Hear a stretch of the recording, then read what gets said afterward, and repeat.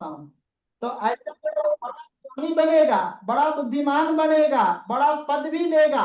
क्योंकि केंद्र त्रिकोण पतय संबंधो येन केनचित् बलिना केंद्रनाथस्य भवेद्यति सुयोगकृत। यदि इसी बृहस्पति के साथ यदि मंगल बैठ जाता या सूर्य बैठ जाता, सूर्य तो खुद दशम का लॉर्ड हो गया, बृहस्पति पंचम का लॉर्ड हो गया, तो कहते हैं कि त्रिकोण के साथ बलवान केंद्र का संबंध हो जाए तो वृश्चिक लगन के लिए बलवान केंद्र तो बृहस्पति है।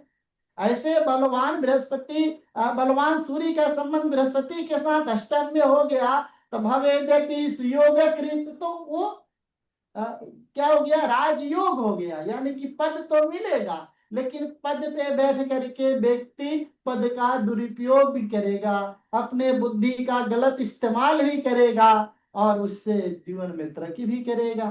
तो ये चीज हमें समझना है कि अपने बुद्धि का अच्छा इस्तेमाल करना। यदि उसका बच्चा हो गया, बच्चा तो बड़ा तरक्की कर जाएगा, उसके लिए गलत होगा। तो ये चीजों को हमको देखना पड़ेगा, क्योंकि पंचम लॉर्ड यदि लगन से अष्टम में है, पंचम से चतुर्थ में है, तो दोनों चीजों को बड़े गंभीरता से और अपने बुद्धि से इस्तेमाल करना चाहिए, ठीक ना। तो हमने पंचम की पूरी एनालिसिस कर ली। अब आते हैं छठे भाव पे। छठा को बोलते हैं सर सर एक शत्रु। छठे का जो लॉर्ड है, छठे पर किसी ग्रहों का, हाँ, छठे में कोई ग्रह नहीं बैठा। छठा जो लॉर्ड है, छठे भाव में पाप ग्रहों की राशि है, वो भी सरस्वती त्रिकोण राशि मेष राशि। जब मेष राशि छठे भाव में है, तो ये व्यक्ति चैलेंज एक्सेप्ट करने वाला है।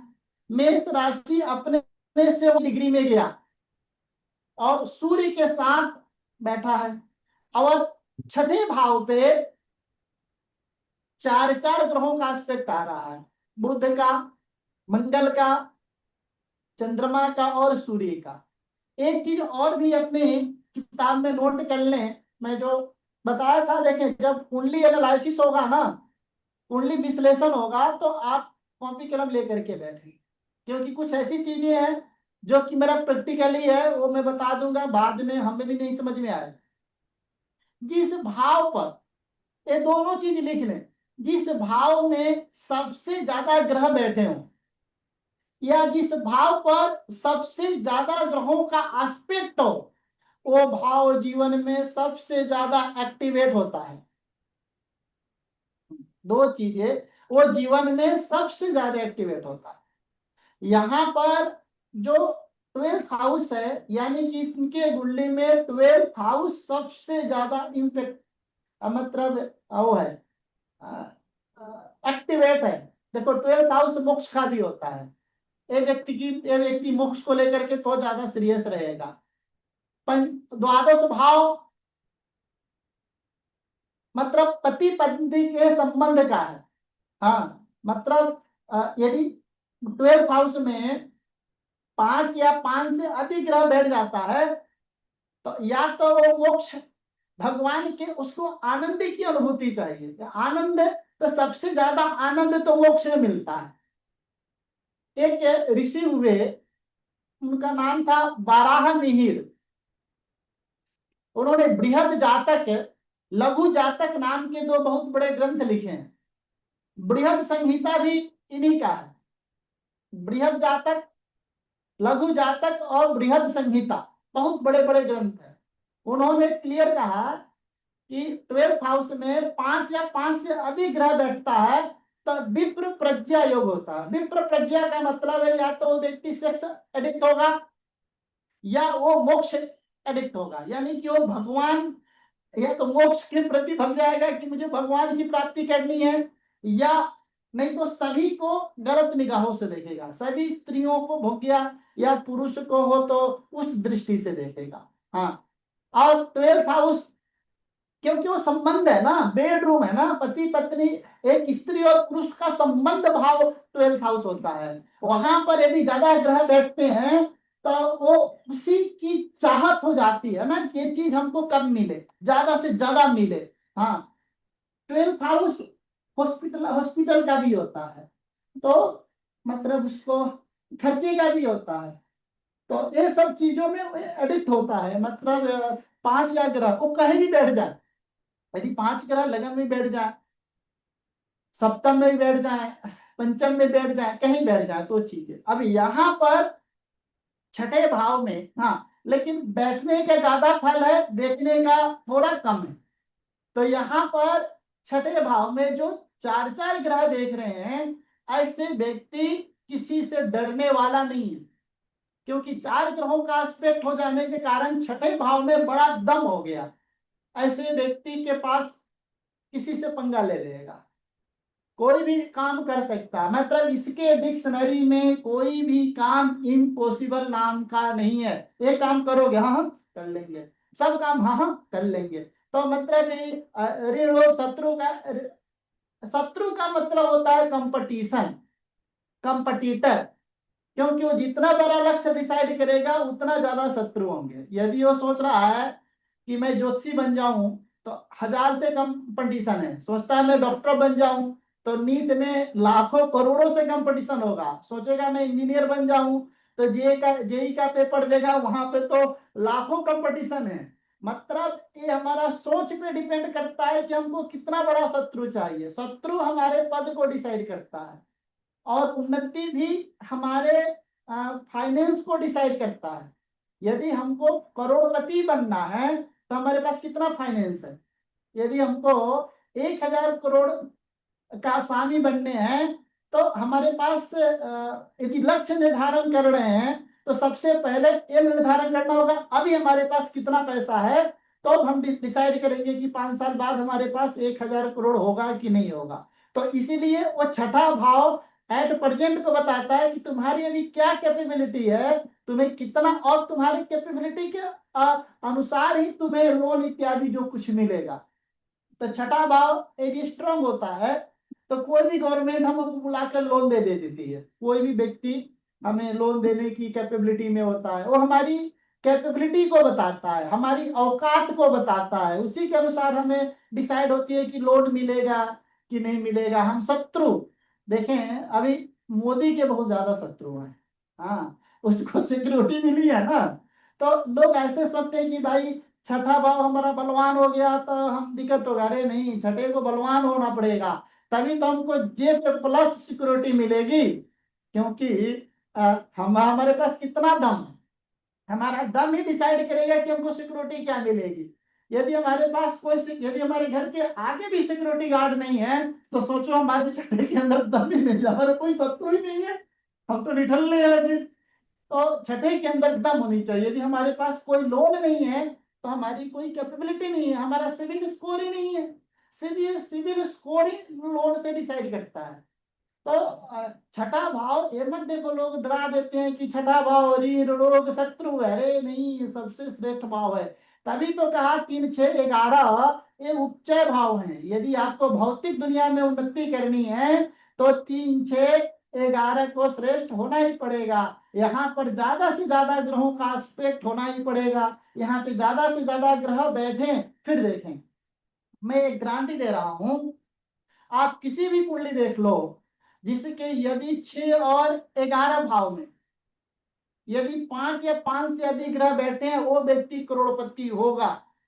ऐसा में यदि वो करोड़पति हो और उसके 11 में 5 से ज्यादा ग्रह बैठा हो, ऐसा एक भी कुंडली मुझे दिखा दे, मैं ज्योतिष छोड़ सकता हूँ। इतना हम ग्रांटेड कह रहा हूँ कि मतलब 10 और 11 में देखना, इंडिया के जो सबसे बड़े धनाढ़ लोग हैं, जैसे कि फेसबुक का मालिक हो गया, बिल ग्रेट हो गया, ये सब के देखना फेसबुक के मालिक के सारे ग्रह जो हैं वो 10 और 11 में बैठे हैं। देखो, एक वो भिखमांगा व्यक्ति जो नौकरी करता था, दो, मतलब 2 4 लाख रुपया सैलरी कमाता था, वो वर्ल्ड का सबसे बड़ा व्यक्ति बन गया। ये ग्रहों का चमत्कार है, ये 10 और 11 में बैठे ग्रहों का चमत्कार है। इसीलिए जो ग्रह यदि ज्यादा बैठते हैं, जितना ज्यादा बैठते हैं वो भाव उतना ज्यादा तरक्की हो जाता है। लेकिन वो 5 ग्रह यदि सेकेंड हाउस में बैठ गया, फोर्थ हाउस में बैठ, वो कोई ज्यादा दमदार नहीं है, क्योंकि उत्तरो बलम।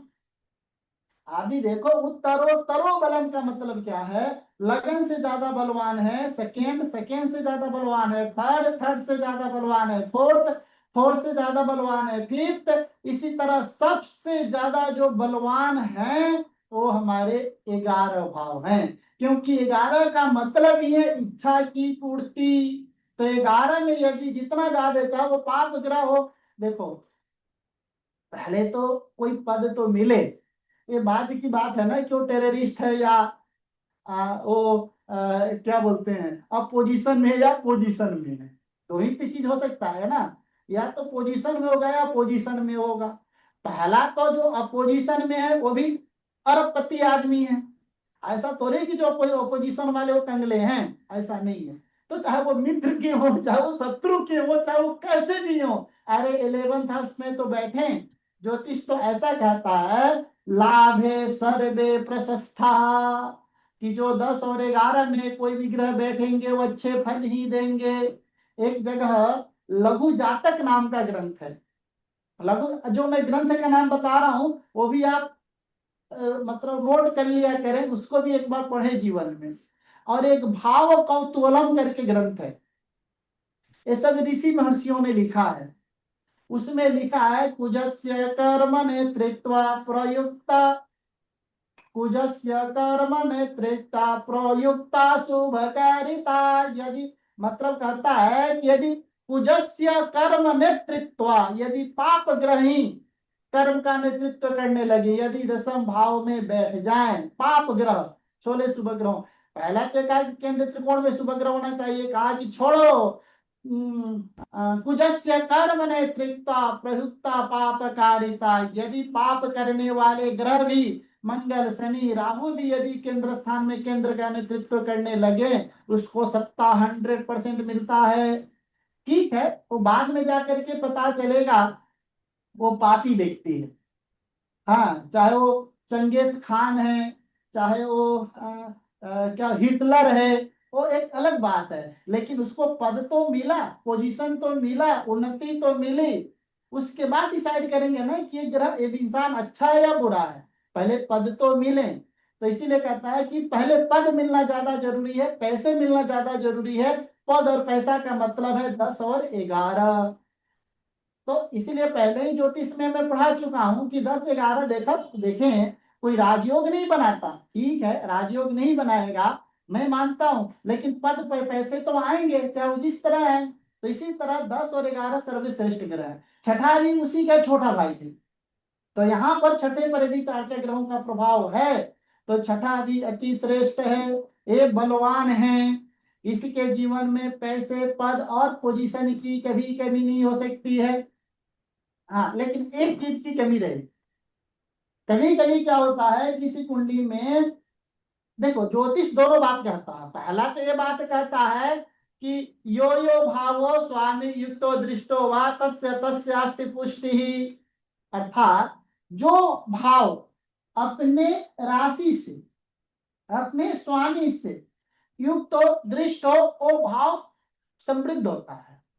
यहाँ पर जो छठे भाव में मंगल का एस्पेक्ट आ रहा है, छठा भाव समृद्ध है, लेकिन छठा भाव का जो स्वामी है वो शुक्र के घर में गया और अस्त है, वो खुद कमजोर है। और ऐसा सदैव होगा, कोई भी ग्रह यदि अपने से सप्तम में जाकर के बैठते हैं तो प्लस पॉइंट ये होता है कि अपने भाव को देखते हैं, लेकिन सबसे दुर्लभ पॉइंट ये होता है कि वो निर्बल होते हैं। आप किसी भी कुंडली में देख लेना, जो ग्रह अपने से सप्तम में जाते हैं अपने स्वतः भाव को तो देखेंगे, लेकिन वो ग्रह खुद निर्बल होंगे, क्योंकि उनके सप्तम में पड़ने वाली राशि हमेशा उस भाव का शत्रु ही होता है मुख्यतः। या तो सम होगा, मित्र तो कभी नहीं हो सकता। तो यहां पर मंगल खुद निर्बल है, लेकिन छठे को देख रहा है। ऐसे कंडीशन में वो निगेटिव ही फल देता है, प्रैक्टिकली बता रहा हूं। क्योंकि छठे को तब मिलेगा कहां से, उसके लॉर्ड से ही ना, और लॉर्ड खुद शत्रु में बैठा है, तो वो उन्नति कहां से दे पाएगा।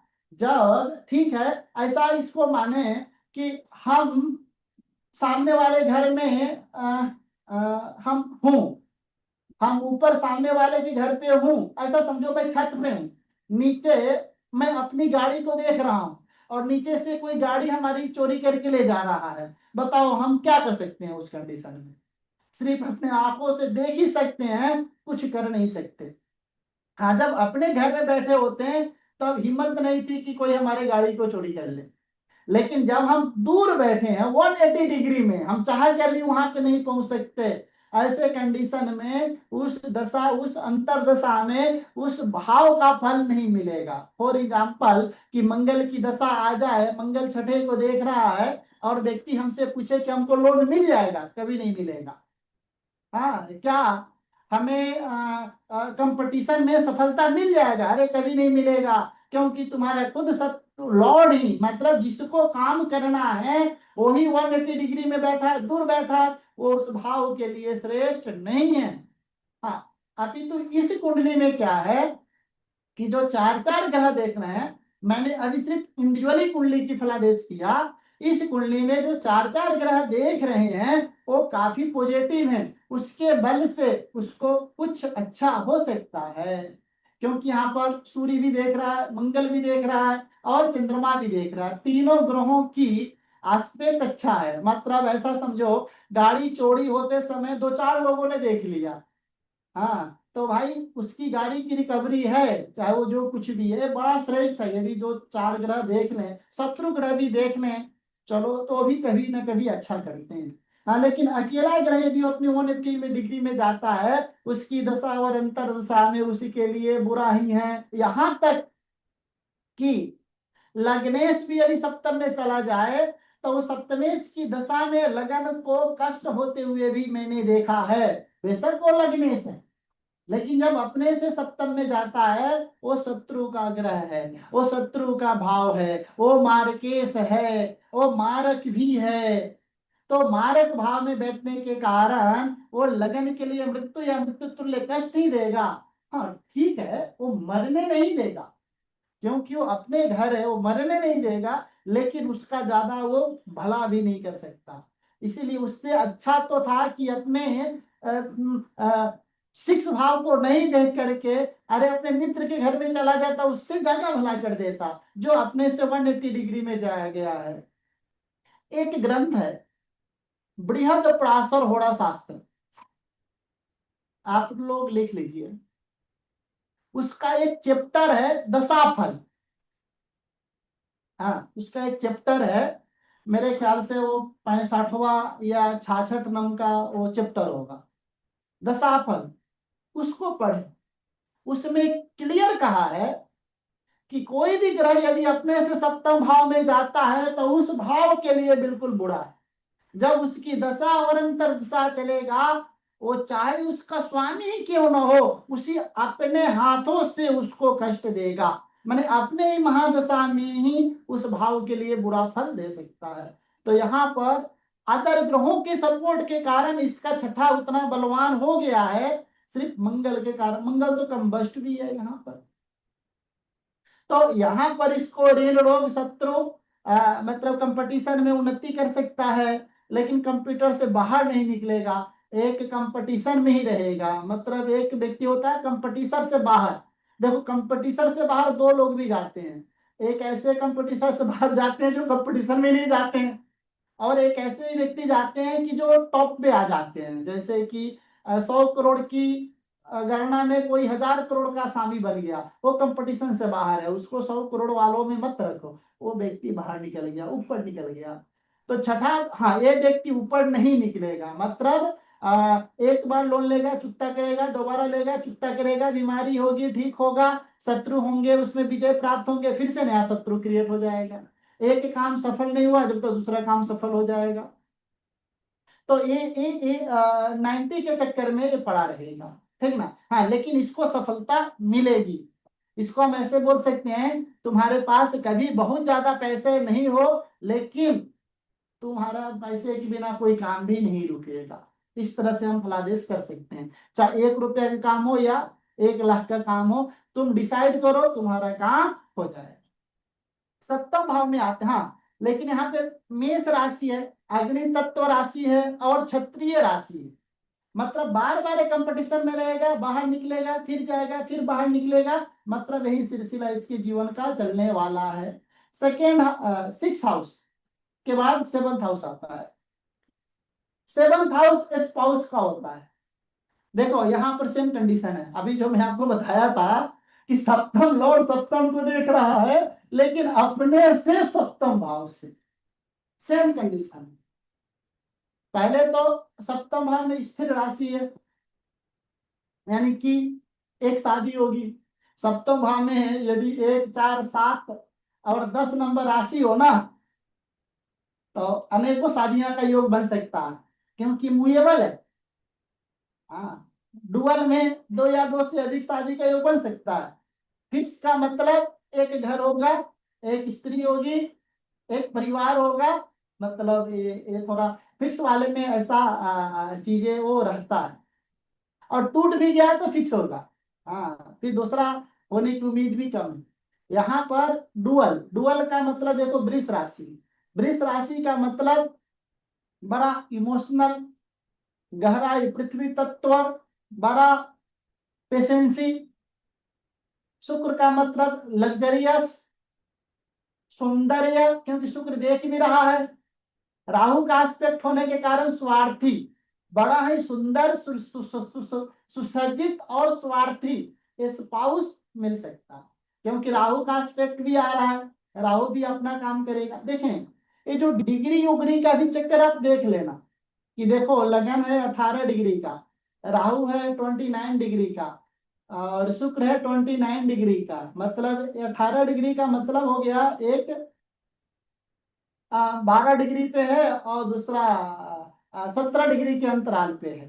तो इसका भी थोड़ा सा आपको ध्यान, 17 कह रहा हूँ, एक 12 डिग्री पे, एक 11 डिग्री पे है, तो इसका भी आप ध्यान रखना कि वो कितना डिग्री पे है तो क्या फल होगा। देखें, ज्योतिष पूरा का पूरा अपना एक्सपीरियंस है, अपना अनुभव है, एक पर्टिकुलर जो फलादेश है वो नहीं हो सकता।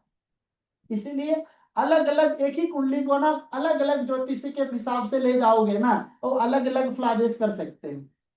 अब देखिए, इसी कुंडली को कोई ज्योतिषी के पास ले गया, उसने राहु को दखल अंदाज कर दिया, शुक्र को देख करके फल कर दिया। अरे शुक्र तो अपने घर को देख रहा है, बड़ा ही सुंदर, बड़ा ही सुसज्जित, बड़े ही छोटी, कम उम्र में या कम उम्र की स्पाउस के साथ है, जो बड़ा ही लग्जरियस ब्यूटी प्रोडक्ट यूज करने वाली हैं, बड़ा ही सौंदर्य, यानी कि सब बोले तो किसी अप्सरा से आपकी शादी होगी।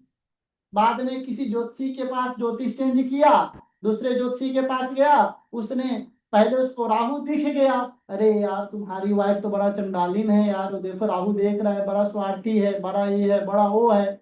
अब हो गया ना दोनों ज्योतिषी की फलादेश में मतभेद, क्योंकि एक ने शुक्र को देखा तो शुक्र की फल कर दिया, दूसरे ने राहु को देखा तो राहु का फल कर दिया, तीसरे ने शुक्र और राहु दोनों को देखा तो मिला जुला करके फल किया।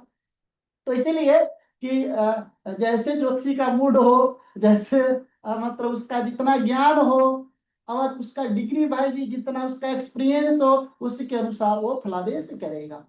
तो सर यहाँ पर सॉरी सर, ये जो दाम्पत्य सुख है, स्पाउस का जो है वो बड़ा ही सुंदर है, यहाँ पर कोई दिक्कत और परेशानी वाली बात नहीं। हम अष्टम भाव में आएंगे। अष्टम भाव ससुराल का होता है। अष्टम भाव का जो लॉर्ड है, देखो अष्टम से भी 12, यानी कि ये तो डबल मार पड़ी, ये तो वो लगन से भी 12 में गया, और अष्टम का अष्टम भी, तो अष्टम से भी पंचम में चला गया, लेकिन लगन दोनों ही बुरा है। कितने ज्योतिषी इसको विपरीत राजयोग के बारे में बात करते हैं, नल, हम ऐसे करके कुछ विपरीत राजयोग है 3 प्रकार के, तो उसका क्योंकि निगेटिव का लॉर्ड निगेटिव में चला गया तो वो पॉजिटिव हो गया। हाँ, तो यहाँ पर 8 का लॉर्ड को 12 में जाना, ये अपने आप में ऐसा समझो दुर्घटना हुई और हॉस्पिटल गया, या हॉस्पिटल में ही इसकी दुर्घटना हो गई, दिखाने गया था, किसी व्यक्ति को खुद बीमार होकर के आ गया। हाँ, ऐसे व्यक्ति में ऐसा निश्चित होता है जिसका अष्टम लॉर्ड यदि 12 में हो, एक बार यदि किसी को दिखाने हॉस्पिटल चला गया, देखना खुद उधर से वायरल लेकर के आता है। एक हमारे जानने वाले अनूप जी, वो जब भी हॉस्पिटल जाते हैं तो बोलते हैं गुरुजी हमको तो मतलब क्या इन्फेक्शन हो गया, हाँ पता नहीं क्या इन्फेक्शन उनको हो जाता है। तो उनका भी अष्टम का लॉर्ड 12 में गया है, कि मतलब दूसरे की नेक के करने के लिए जाओ और खुद फंस जाओ मुसीबत में। हाँ, कितने लोग झगड़ा छुड़ाने जाते हैं, पता नहीं उन्हीं का वो केस में उनका नाम आ जाता है।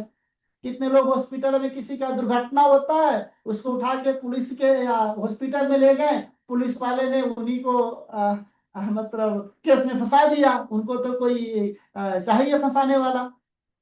तो इस प्रकार की दिक्कत हो सकती है। यदि 8 का लॉर्ड यदि 12 में गया है तो कहीं ना कहीं आपको जिसका भी 8 का लॉर्ड 12 में गया है उसको थोड़ा नेक काम करनों से दूर रहना चाहिए। कुछ पैसे खर्च कर दो, कोई हॉस्पिटल में जा रहा है तारे उसको कुछ पैसे दे दो, कुछ ज्यादा वो कर दो, डॉक्टर से बात कर लो, लेकिन थोड़ा फिजिकली वेर फेल करने से थोड़ा बचना चाहिए, नहीं तो अच्छे के काम में खुद व्यक्ति फंस जाता है।